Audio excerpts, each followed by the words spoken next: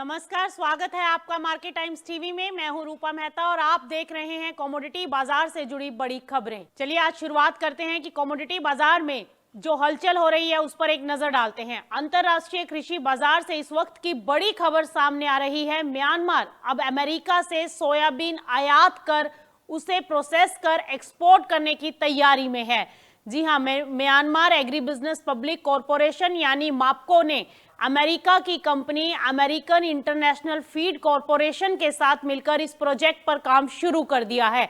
इस योजना के तहत म्यांमार अमेरिका से सोयाबीन मंगाएगा, उसे प्रोसेस करके सोयाबीन ऑयल और डिफेटेड सोया फ्लेक्स तैयार करेगा और फिर तेल को एक्सपोर्ट किया जाएगा। फिलहाल माप्को पहले से ही 500 से 1000 टन तक डिफेटेड सोया फ्लेक्स पशु आहार के लिए तैयार आयात कर रही है। अधिकारियों के मुताबिक म्यांमार में सोयाबीन तेल को हेल्दी विकल्प माना जाता है और इसकी मांग तेजी से वहां बढ़ रही है। इस प्रोजेक्ट के तहत राइस और ऑयल प्रोडक्शन को जोड़कर लाइवस्टॉक सेक्टर को भी मजबूत करने की योजना है। सोयाबीन की खेप सिंगापुर और मलेशिया के रास्ते यांगून पोर्ट पहुंचेगी, जहां इसे प्रोसेस किया जाएगा।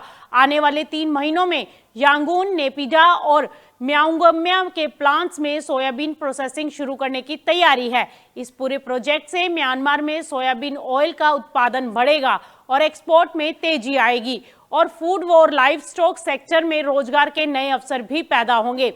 अब बड़ा सवाल यह है कि क्या म्यांमार का ये कदम ग्लोबल सोयाबीन बाजार में नया कंपटीशन बढ़ाएगा? बांग्लादेश से इस वक्त की बड़ी खबर।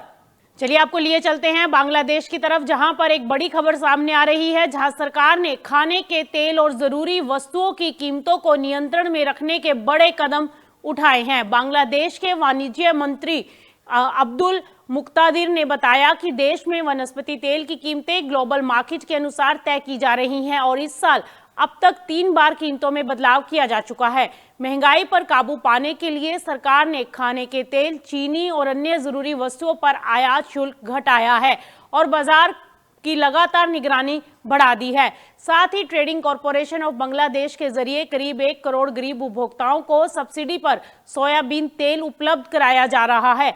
सरकार ने सप्लाई चेन पर भी सख्ती बढ़ाई है। थोक बाजार से लेकर रिटेल तक निरीक्षण तेज कर दिए हैं ताकि जमाखोरी और मुनाफाखोरी पर लगाम लगाई जा सके। रमजान जैसे पीक सीजन को भी ध्यान में रखते हुए आयातकों और प्रोसेसर्स के साथ लगातार बातचीत की जा रही है ताकि सप्लाई में कोई रुकावट ना आए और आने वाले समय में बांग्लादेश, भारत और इंडोनेशिया जैसे देशों के मॉडल से सीख लेकर अपने बाजार नियमन को और मजबूत करने की तैयारी में है।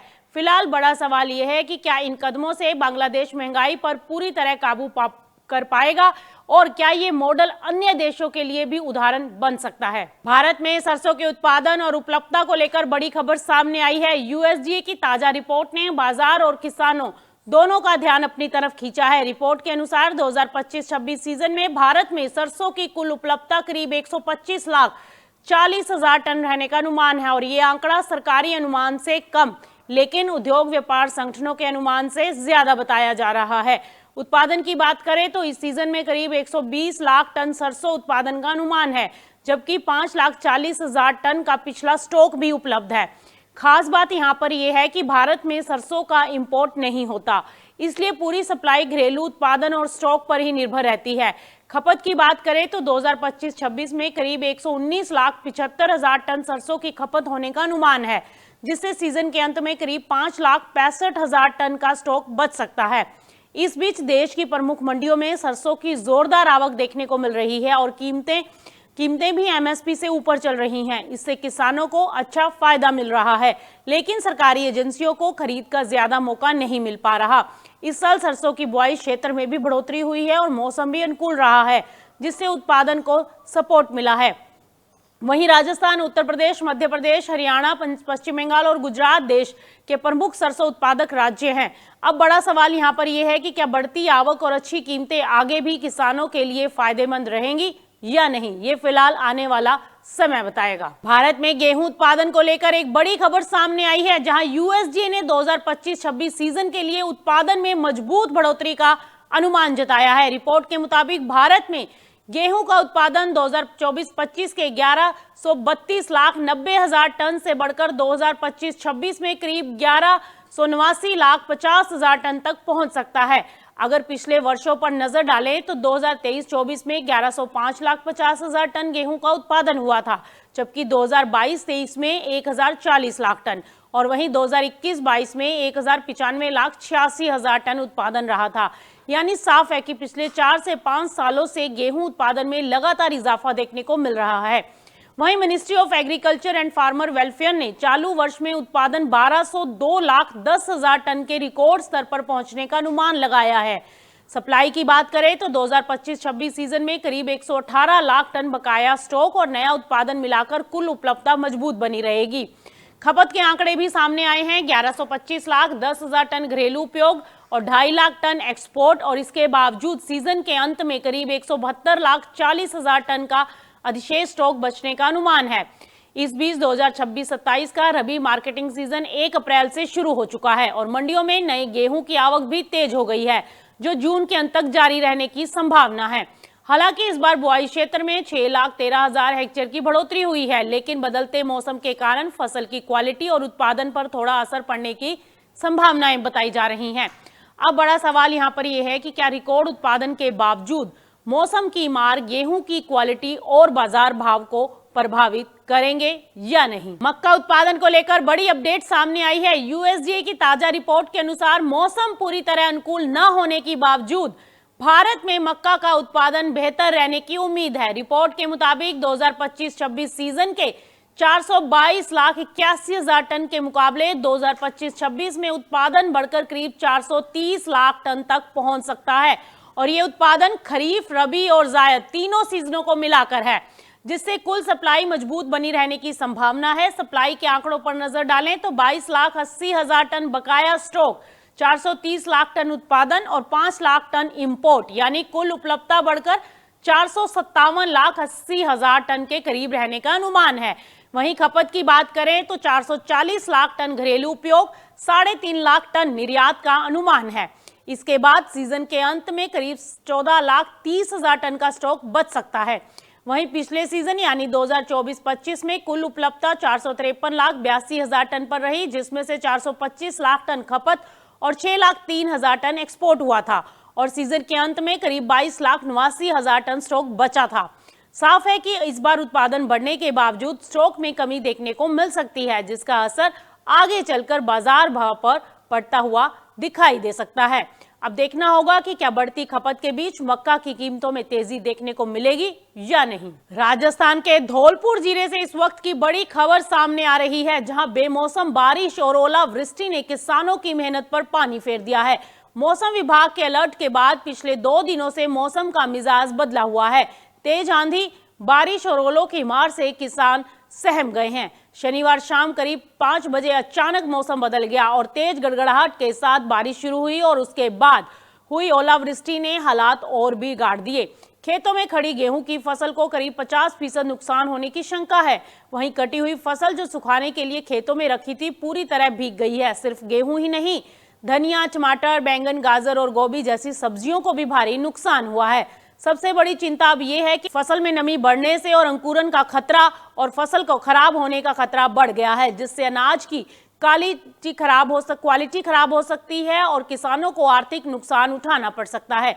किसानों का कहना है कि लगातार बदलते मौसम ने पहले ही फसल को कमजोर कर दिया था और अब इस बारिश और ओलावृष्टि ने उनकी कमर तोड़ दी है। वहीं सरसों की फसल भी इस मार से नहीं बच पाई। पहले रोग और अब बारिश ने पैदावार को और कम कर दिया है। मौसम विभाग ने 7 और 8 अप्रैल को फिर से बारिश और ओलावृष्टि की चेतावनी दी है, जिससे किसानों की चिंताएं लगभग बढ़ गई हैं, क्योंकि भीगी फसल के सूखने की उम्मीद अब तक कम नजर आ रही है। किसानों ने सरकार से जल्द गिरदावरी और मुआवजे की मांग की है। उनका कहना है कि पिछले साल का मुआवजा भी अभी तक नहीं मिला है। खेतों के साथ साथ मंडियों में भी नुकसान हो रहा है। खुले में रखा अनाज भी भीग गया है और उसका भी नुकसान फिलहाल देखने को मिल रहा है। ऐसे में अन्नदाता पूरी तरह से टूट चुका है और अब सरकार की मदद का ही इंतजार कर रहा है। फिलहाल सबसे बड़ा सवाल यही है कि क्या किसानों को समय पर मुआवजा मिलेगा और इस प्राकृतिक मार से किसान कैसे उबर पाएंगे। हरियाणा के रेवाड़ी से इस वक्त की बड़ी खबर, जहां बीजेपी के 47वें स्थापना दिवस के मौके पर आयोजित कार्यक्रम में केंद्रीय मंत्री राव इंद्रजीत सिंह ने अमेरिका और वैश्विक राजनीति को लेकर बड़ा बयान दिया है। राव इंद्रजीत सिंह ने कहा है कि पूरे विश्व का थानेदार बना बैठा है अमेरिका, भविष्य में शायद इस भूमिका में नहीं रहेगा। उन्होंने ये भी कहा है कि भारत भले ही 2047 तक विश्व गुरु बने या ना बने, लेकिन एक विकसित राष्ट्र के रूप में उसकी पहचान जरूर बनेगी। वहीं मिडिल ईस्ट में चल रहे तनाव पर बोलते हुए उन्होंने कहा है कि दुनिया के कई देश भारत को कमजोर करना चाहते हैं, लेकिन भारत ऐसा होने नहीं देगा। राव इंद्रजीत सिंह ने अमेरिका और चीन को लेकर भी बड़ा बयान दिया है। उन्होंने कहा है कि अमेरिका नहीं चाहता कि भारत चीन का मुकाबला करे, क्योंकि अमेरिका पहले ही ये मान चुका है कि उसकी गलतियों की वजह से चीन मजबूत हुआ है। वहीं उन्होंने अमेरिकी राष्ट्रपति डोनाल्ड ट्रंप का जिक्र करते हुए ये भी कहा कि हमने ट्रंप को दोस्त बनाया, लेकिन उन्होंने दोस्ती नहीं निभाई। रेवाड़ी के विकास को लेकर भी बड़ी घोषणा की गई है। उन्होंने बताया कि रेवाड़ी में 200 बेड का भव्य सरकारी अस्पताल अपनी पुरानी जगह पर ही बनाया जाएगा। और यह बयान उस दौरान आया जब रेवाड़ी में चलो गांव चलो बस्ती अभियान का शुभारंभ किया जा रहा था, जिसमें कई जनप्रतिनिधि और पार्टी कार्यकर्ता भी मौजूद रहे। फिलहाल सवाल ये है कि क्या बदलते वैश्विक समीकरण में भारत अपनी मजबूत स्थिति कायम कर पाएगा। भारतीय जनता पार्टी सन 80 के अंदर स्थापित हुई, 47 वर्ष पहले, और इस छोटे से अरसे के अंदर न केवल देश की बल्कि विश्व की सबसे बड़ी पार्टी बन गई है। और इस पार्टी ने, इनके प्रधानमंत्री ने देश को एक सपना दिखाया है कि 2047 के अंदर भारत देश विकसित देश बन सकता है। और उसके लिए नीति क्या बनाई है कि जो देश के अंदर कतार के अंदर आखिरी के अंदर लाइन के ऊपर आदमी खड़ा हुआ है, जो भी भारत सरकार की प्रादेशिक सरकार की नीति बने वो उसका ध्यान रखते हुए नीति बने। हरियाणा के कुरुक्षेत्र से इस वक्त की बड़ी खबर सामने आ रही है, जहां अनाज मंडी में गेहूं की खरीद न होने से किसानों का गुस्सा बढ़ता जा रहा है। थानेसर अनाज मंडी में किसान पिछले 2 दिनों से अपनी फसल लेकर बैठे हैं, लेकिन अब तक उनकी गेहूं की खरीद शुरू नहीं हो पाई है। गांव के अंदर आए किसानों का ये कहना है कि गांव में जो वो फसल लेकर आए हैं, वो अपनी कुछ एक किसानों का ये कहना है कि वो अपनी 5 एकड़ गेहूं की फसल लेकर मंडी पहुंचे हैं।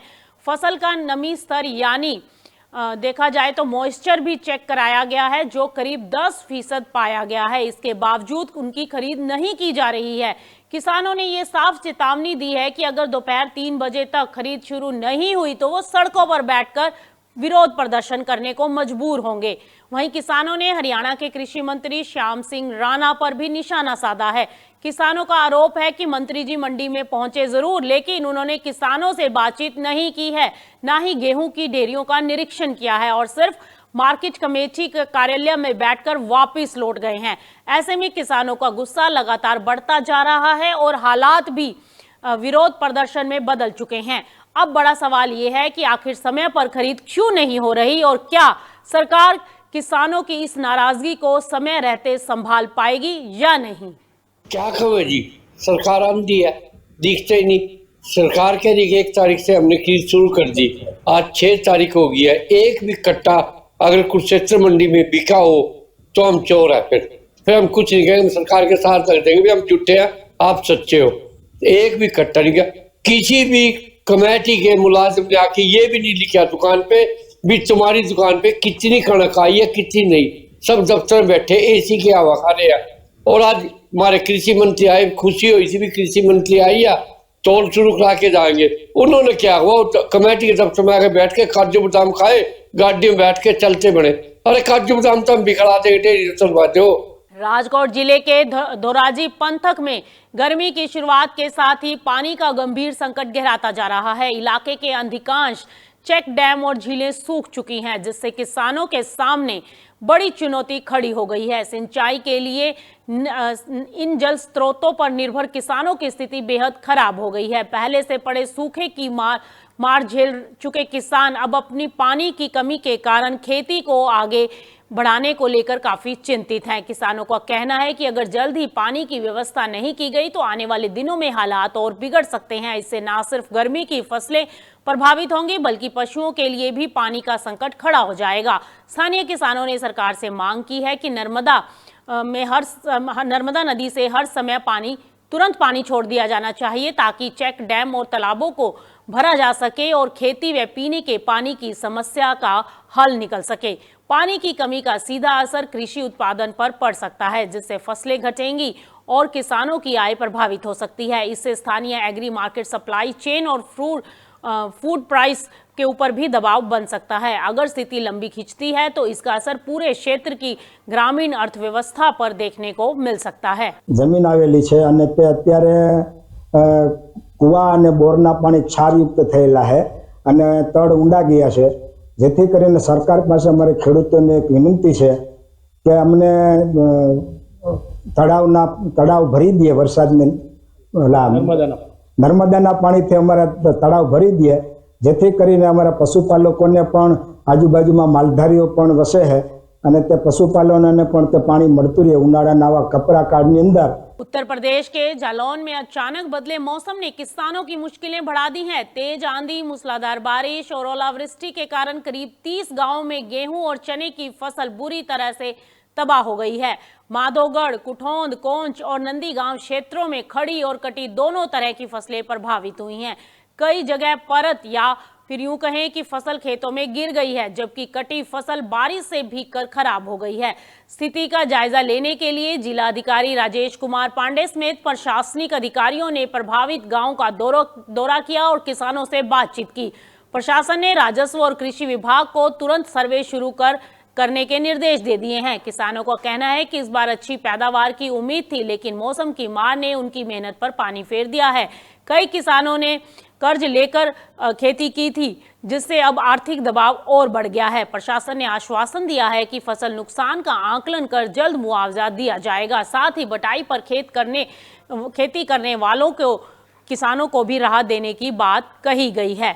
देखिए, कल शाम को 5 से 6 बजे के बीच में ओलावृष्टि और तूफान आया था, बारिश भी हुई थी। उससे हमारी जो गेहूं की फसलें खड़ी थी खेतों में उनको नुकसान पहुंचा है और साथ ही जो चना और मटर का कुछ क्षेत्र बचा हुआ था, मसूर है, उनको नुकसान हुआ है। तो सर्वे का कार्य कल शाम को 6 बजे से प्रारंभ हो गया था। सभी अधिकारी, उपजिलाधिकारी, लेखपाल और विकास विभाग के, कृषि विभाग के अधिकारी, कर्मचारी सब फील्ड में सर्वे कर रहे हैं। हमारे द्वारा स्वयं भी करीब 1 दर्जन से अधिक गाँव को आज सुबह 8 बजे से ही देखा गया है। दोनों एडीएम जो है वो फील्ड पे हैं, वो भी लोग देख रहे हैं, किसानों से संवाद बनाए हुए हैं। हमारे करीब जो कुठौंद का क्षेत्र है और जो जालौन का और माधोगढ़ का आंशिक जो लगता है और कोच के करीब 7-8 गाँव में और उधर के करीब 26 गाँव में नुकसान हुआ है। गेहूं का जो फसलें खड़ी थी उनमें बालियां टूट के खेतों में गिर गई हैं। तो हम इसका आकलन करा रहे हैं। इसके साथ ही बीमा कंपनी और कृषि विभाग के अधिकारियों को भी आज साथ में उनको भी सर्वे करने के निर्देश दिए गए, वो लोग भी फील्ड में कर रहे हैं। इस तरह की आपदा की इस घड़ी में हम लोग किसानों के साथ हैं। माननीय मुख्यमंत्री जी का स्पष्ट निर्देश है कि अगर कोई जन हानि है और या पशु हानि है तो उनको 24 घंटे के अंदर मुआवजा दिया जाए। लेकिन अभी कोई भी जनहानि और पशु हानि संसूचित नहीं है कि और कृषि को नुकसान पहुँचा है, उसके लिए हम लोग आकलन करके इनको जहाँ 100% लॉस है वहाँ पर तदनुसार मुआवजा के लिए तैयारी कर रहे हैं। सर, जो बटाई पे खेत ले लेते हैं लेकिन वो किसान नहीं होते, उनमें जो किस तरीके से मुआवजा, क्योंकि बटाई पे उन लोगों का होता है, जो बटाई पे किसानों ने खेत दिया हुआ है उनसे लेखपालों को बता दिया गया है, उनसे सहमति ले लेंगे ताकि उनका नुकसान न हो और उनको फिर वो धनराशि उनसे सहमति प्राप्त करा करके उनको प्राप्त करा दिया है। इस तरह की प्राकृतिक आपदा का सीधा असर कृषि उत्पादन पर पड़ता है, जिससे अनाज की सप्लाई कम हो सकती है और इसका प्रभाव मंडियों में कीमतों पर दिखाई दे सकता है और किसानों की आय पर भी इसका असर पड़ सकता है। अगर नुकसान की भरपाई समय पर नहीं हुई तो ग्रामीण अर्थव्यवस्था और एग्री फाइनेंस सेक्टर पर दबाव बढ़ सकता है। भारत में सोयाबीन उत्पादन को लेकर खबर सामने आई है। यूएसडीए की ताजा रिपोर्ट ने किसानों और बाजार दोनों की चिंता बढ़ा दी है। रिपोर्ट्स के मुताबिक बाजार में 2025-26 सीजन में सोयाबीन का उत्पादन घटकर करीब 105 लाख टन रह सकता है, जो पिछले सीजन 2024-25 के 125 लाख 80 हजार टन से करीब 21 लाख टन कम है। और यह अनुमान भारत की प्रमुख संस्था soybean processor association of India यानी सोपा के आंकड़ों के भी करीब है। रिपोर्ट के अनुसार 2025-26 के मौजूदा मार्केटिंग सीजन में भारत में सोयाबीन की कुल उपलब्धता 115,60,000 टन रह सकती है, जिसमें 6,60,000 टन का पिछला बकाया स्टॉक, 105 लाख टन का उत्पादन और 4 लाख टन का संभावित इंपोर्ट शामिल है। इस कुल स्टॉक में से 108,80,000 टन का घरेलू उपयोग और करीब 20,000 टन का निर्यात हो सकता है, जिससे सीजन के अंत में फिर से 6,60,000 टन का स्टॉक बच जाएगा। अगर पिछले सीजन की बात करें तो 2024-25 में 9,30,000 टन का बकाया स्टॉक था और 125,80,000 टन के उत्पादन के साथ कुल उपलब्धता 135,20,000 टन पर पहुंची थी, जिसमें से 128,50,000 टन का घरेलू उपयोग और 10,000 टन का एक्सपोर्ट हुआ था और सीजन के अंत में 6,60,000 टन का स्टॉक बचा था। यानी साफ है कि इस बार उत्पादन में गिरावट से बाजार में सप्लाई पर दबाव बन सकता है और ऐसे में अब बड़ा सवाल यह है कि क्या सोयाबीन के दाम में तेजी देखने को मिलेगी और इसका असर किसानों और तेल उद्योग पर कितना पड़ेगा। हरियाणा की प्रमुख अनाज मंडियों में फसल खरीद व्यवस्था को लेकर सवाल खड़े होने लगे हैं।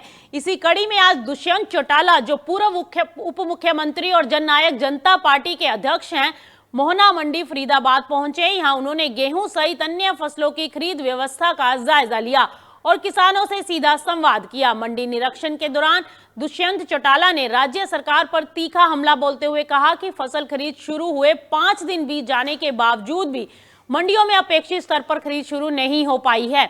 उन्होंने आरोप लगाया कि सरकार के दावे जमीनी हकीकत से मेल नहीं खाते और किसान अब भी अपनी उपज बेचने के लिए परेशान हैं।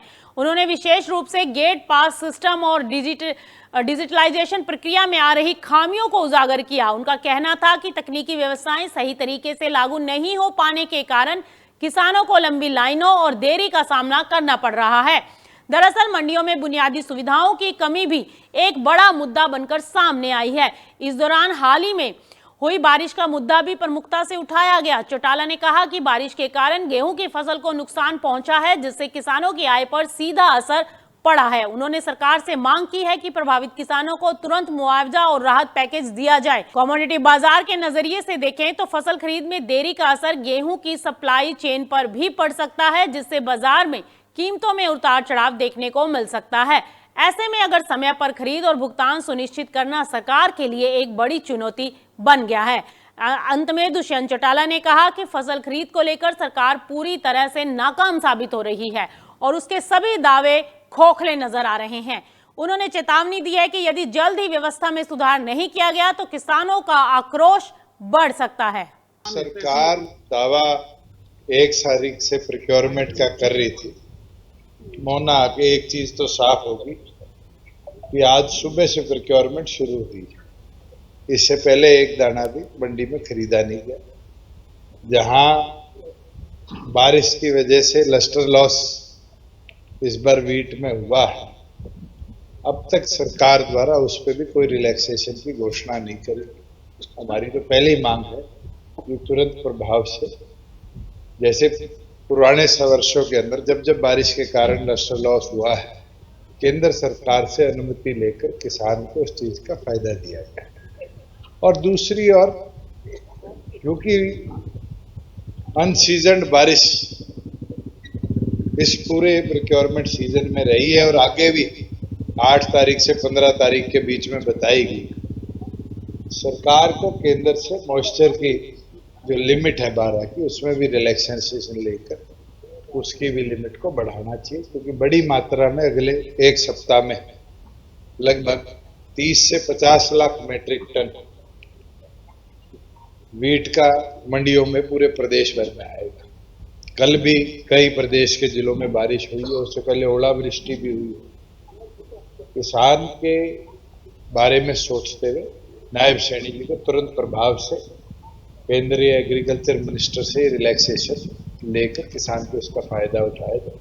उत्तर प्रदेश के पीलीभीत जिले की पूरनपुर मंडी में गेहूं खरीद व्यवस्था पूरी तरह से चरमराती नजर आ रही है। खेतों में कटाई शुरू होते ही मंडी में गेहूं की आवक तेज हो गई है, लेकिन सरकारी खरीद अब तक शुरू नहीं हो सकी, जिससे किसानों में भारी नाराजगी देखने को मिल रही है। मंडी परिसर में अलग अलग खरीद केंद्रों पर गेहूं के ढेर लगने लगे हैं, लेकिन खरीद प्रक्रिया शुरू न होने से किसान अपनी उपज बेचने के लिए परेशान है।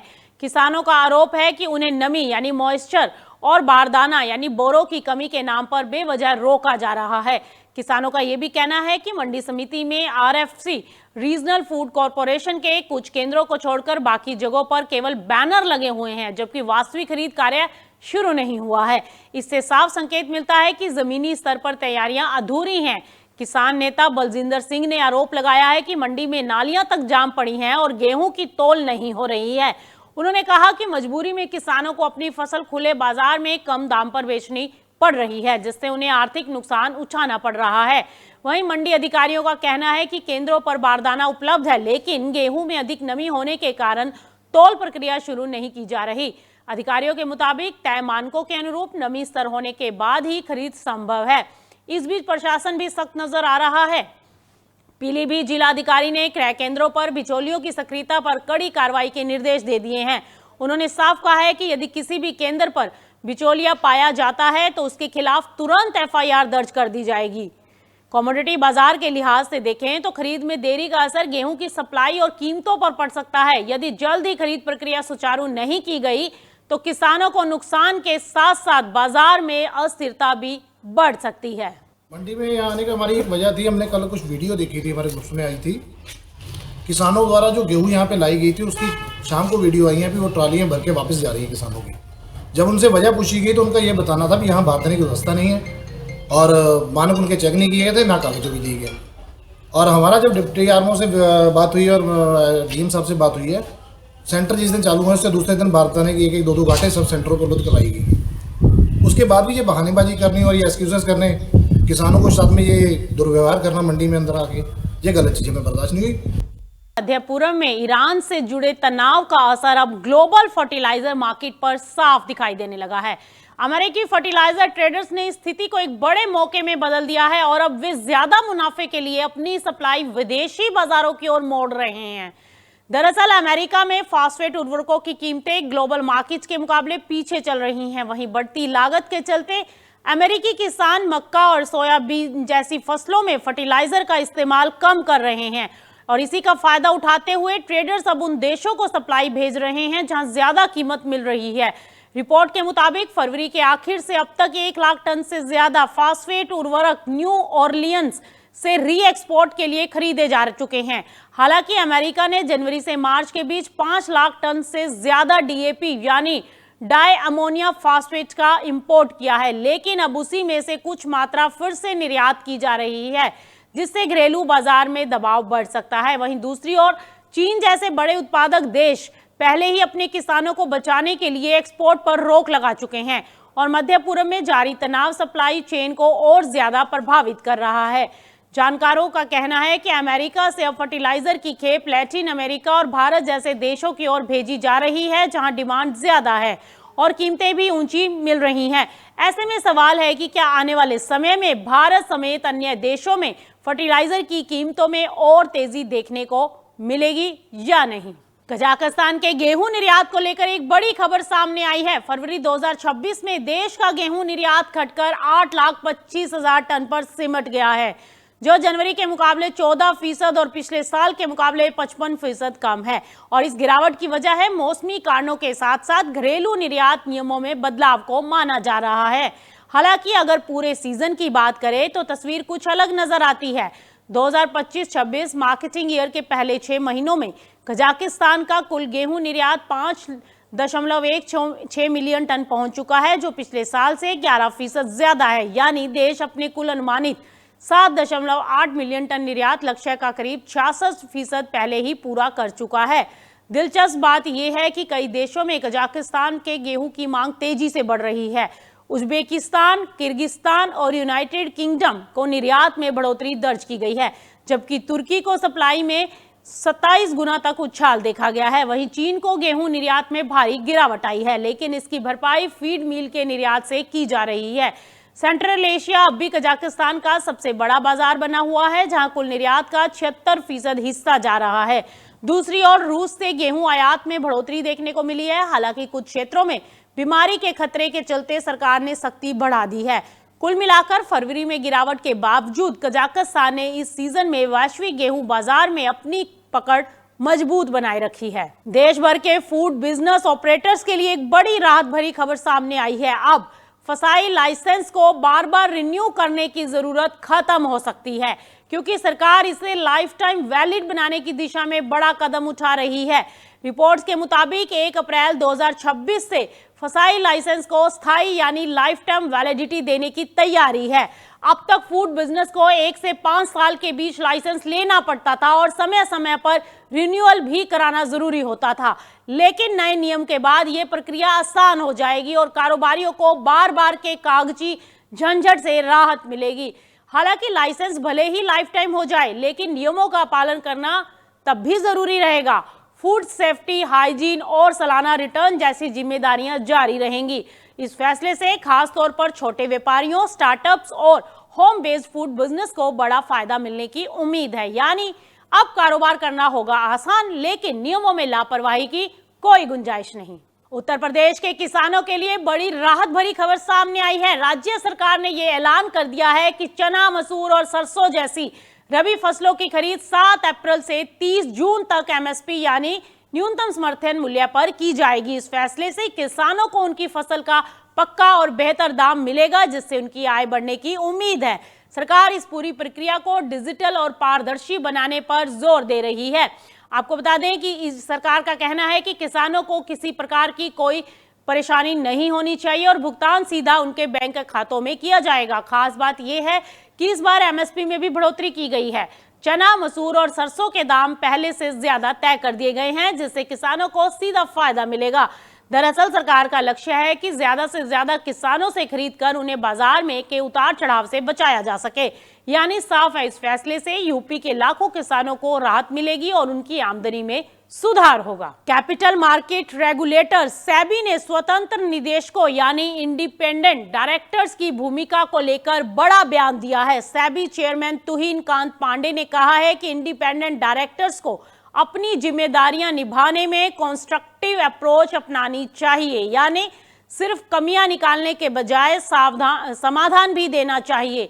उन्होंने साफ किया है कि इंडिपेंडेंट डायरेक्टर्स की भूमिका केवल कंप्लायंस तक सीमित नहीं है, बल्कि उन्हें कंपनी के गवर्नेंस, रिस्क मैनेजमेंट और फाइनेंशियल फैसलों पर भी गहराई से नजर रखनी चाहिए। सेबी के मुताबिक बोर्ड रूम में अब सिर्फ औपचारिक स्वतंत्रता काफी नहीं, बल्कि सही तरीके से योगदान देना और जिम्मेदारी निभाना ज्यादा जरूरी है। दरअसल ये बयान ऐसे समय आया जब हाल ही में एचडीएफसी बैंक के चेयरमैन के इस्तीफे के बाद कॉरपोरेट गवर्नेंस पर सवाल उठे थे। सेबी ने यह भी कहा है कि इंडिपेंडेंट डायरेक्टर्स को सिर्फ मैनेजमेंट की आलोचना नहीं करनी चाहिए, बल्कि जवाबदेही के साथ समाधान निकालने में भी भूमिका निभानी चाहिए। इसके साथ ही सेबी अब इंडिपेंडेंट डायरेक्टर्स के लिए कैपेसिटी बिल्डिंग यानी ट्रेनिंग और स्किल डेवलपमेंट पर भी जोर दे रहा है, ताकि बोर्ड रूम में फैसले और मजबूत हो सके। तो इससे साफ है कि अब कंपनियों में इंडिपेंडेंट डायरेक्टर्स की भूमिका सिर्फ नाम की नहीं होगी, बल्कि असरदार और जिम्मेदार होनी चाहिए। यूक्रेन के सेब निर्यात को लेकर एक बड़ा बदलाव सामने आ रहा है। अब तक जहां मिडिल ईस्ट देश इस बाजार पर हावी थे, वहीं अब उनकी पकड़ कमजोर हो गई है। जनवरी 2026 में यूक्रेन के करीब 60% सेब निर्यात यूएई और सऊदी अरब को गया, लेकिन आने वाले समय में इन बाजारों में गिरावट की आशंका जताई जा रही है। वहीं दूसरी ओर सेंट्रल एशिया के देशों की भूमिका तेजी से बढ़ रही है। इसके अलावा सीरिया, तुर्की और इराक जैसे नए बाजार भी तेजी से उभर रहे हैं। जानकारों के मुताबिक इस बदलाव की बड़ी वजह है अलग अलग देशों की मांग और सेब की वैरायटी। इस सीजन में गोल्डन डिलीशियस और रेड डिलीशियस वैरायटी एक्सपोर्ट की सबसे बड़ी ताकत बनकर उभरी है। सीजन की शुरुआत में जिन किसानों के पास अच्छी क्वालिटी का रॉयल गाला था, उन्होंने नए साल से पहले ही अच्छा एक्सपोर्ट कर लिया है, लेकिन जिन्होंने बाद में कीमत बढ़ने का इंतजार किया, उनके लिए यह फैसला जोखिम भरा साबित हुआ।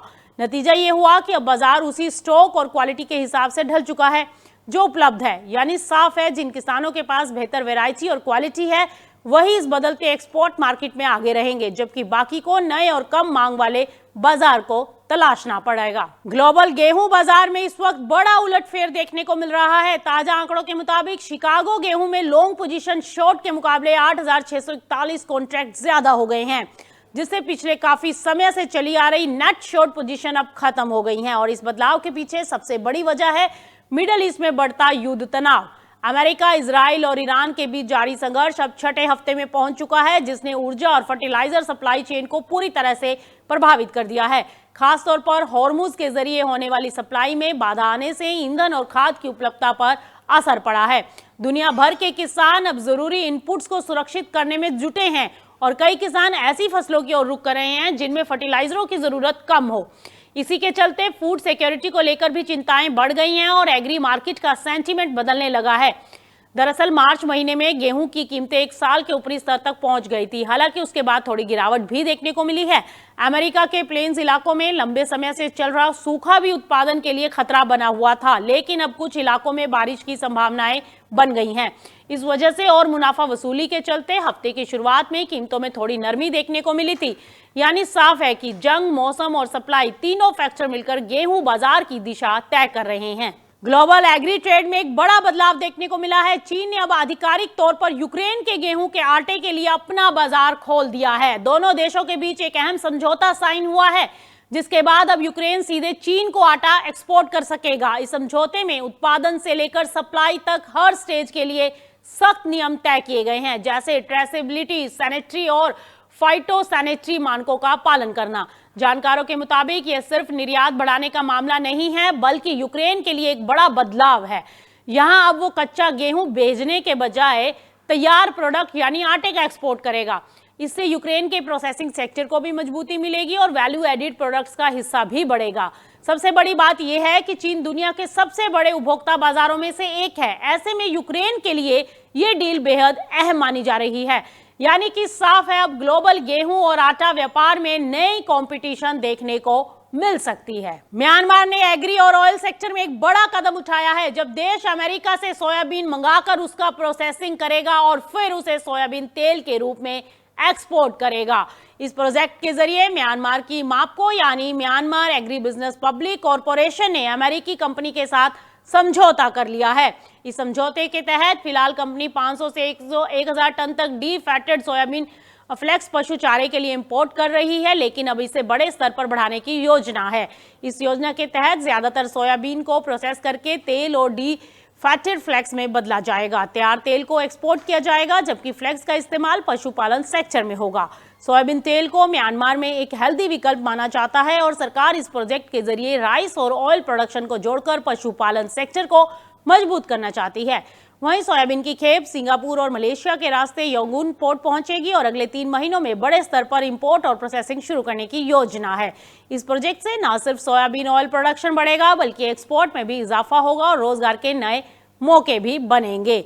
यानी कि इससे साफ है कि म्यांमार अब कच्चे माल के बजाय प्रोसेसिंग और वैल्यू एडिशन पर फोकस कर रहा है, जिससे उसे ग्लोबल मार्केट में ज्यादा फायदा मिल सकता है। 2026 में भारत के मॉनसून को लेकर बड़ी चिंता सामने आ रही है। मौसम एजेंसियों के मुताबिक इस साल अल नीनो बनने की करीब 60% से ज्यादा संभावनाएं हैं, जो आमतौर पर भारत में कमजोर मॉनसून और कम बारिश से जुड़ा होता है। जानकारों का कहना है कि अल नीनो के असर से बारिश सामान्य से कम हो सकती है, तापमान ज्यादा बढ़ सकता है और खेती पर सीधा असर पड़ सकता है। इतना ही नहीं, कई राज्यों को पहले से ही पानी बचाने की सलाह दी जा रही है, क्योंकि आने वाले महीनों में सूखे जैसे हालात बन सकते हैं। यानी साफ है कि 2026 का मॉनसून किसानों और देश की अर्थव्यवस्था के लिए चुनौती बन सकता है। देश की सबसे अहम आर्थिक बैठक आरबीआई की मॉनेटरी पॉलिसी कमेटी यानी एमपीसी आज से शुरू हो गई है। अब सबकी नजर इस बात पर रहेगी कि रेपो रेट में बदलाव होगा या नहीं। आरबीआई हर 2 महीने में यह फैसला लेता है और इस बार का निर्णय शुक्रवार सुबह 10 बजे घोषित किया जाएगा। सबसे पहले समझ लेते हैं कि रेपो रेट होता क्या है। ये वो ब्याज दर है जिस पर आरबीआई बैंकों को कर्ज देता है और इसी के आधार पर तय होती है आपकी होम लोन, कार लोन और बिजनेस लोन की ईएमआई। अगर आरबीआई दर बढ़ाता है तो लोन महंगे हो जाते हैं और महंगाई को कंट्रोल करने में मदद मिलती है। वहीं अगर दर घटती है तो कर्ज सस्ता होता है और अर्थव्यवस्था को बढ़ावा मिलता है। लेकिन इस बार हालात थोड़े अलग हैं। जानकारों का कहना है कि आरबीआई इस बार रेपो रेट को 5.25% पर स्थिर रख सकता है, क्योंकि ग्लोबल स्तर पर कई बड़े जोखिम सामने आए हैं। पहला बड़ा फैक्टर है ईरान से जुड़ा युद्ध, जिसके कारण कच्चे तेल की कीमतें $100 प्रति बैरल के पार पहुंच गई हैं। हॉर्मुज में सप्लाई बाधित होने से ईंधन महंगा हो रहा है, ट्रांसपोर्ट लागत बढ़ रही है और इसका सीधा असर महंगाई पर पड़ सकता है। दूसरा बड़ा खतरा है सुपर अल नीनो। जिससे इस साल मॉनसून कमजोर रहने की आशंकाएं बन गई हैं। कम बारिश का मतलब होगा फसल उत्पादन घटना और खाने पीने की चीजों का महंगा होना। और तीसरा फैक्टर है कमजोर होता रुपया, जो इंपोर्ट को महंगा बना रहा है और महंगाई पर और दबाव डाल रहा है। अब आरबीआई के सामने सबसे बड़ी चुनौती है महंगाई को कंट्रोल करना है और साथ ही आर्थिक विकास को बनाए भी रखना है। अगर इस बार रेपो रेट स्थिर रहता है तो आपकी ईएमआई में तुरंत कोई बदलाव नहीं होगा। बिजनेस के लिए कर्ज की लागत स्थिर रहेगी और बाजार को स्थिरता का संकेत मिलेगा। हालांकि अगर महंगाई बढ़ती है तो आने वाले समय में आरबीआई को सख्त कदम भी उठाने पड़ सकते हैं।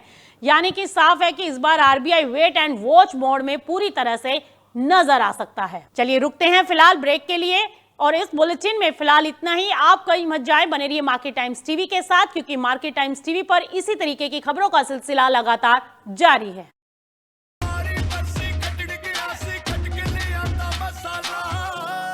केड़ा मसाला ओए, छोलिए दा या लोबिए दा, पंजाबी छोले दा या पिंडी चने दा। अब छोलिया हो या लोबिया, पंजाबी छोले या पिंडी चने, सब कुछ मजेदार बने। महाशय धर्मपाल जी के 130वें जन्मदिन पर MDH मसालों पर पाइए 10% एक्स्ट्रा। अब स्वाद के साथ बचत भी, अब पाइए बचत ही बचत।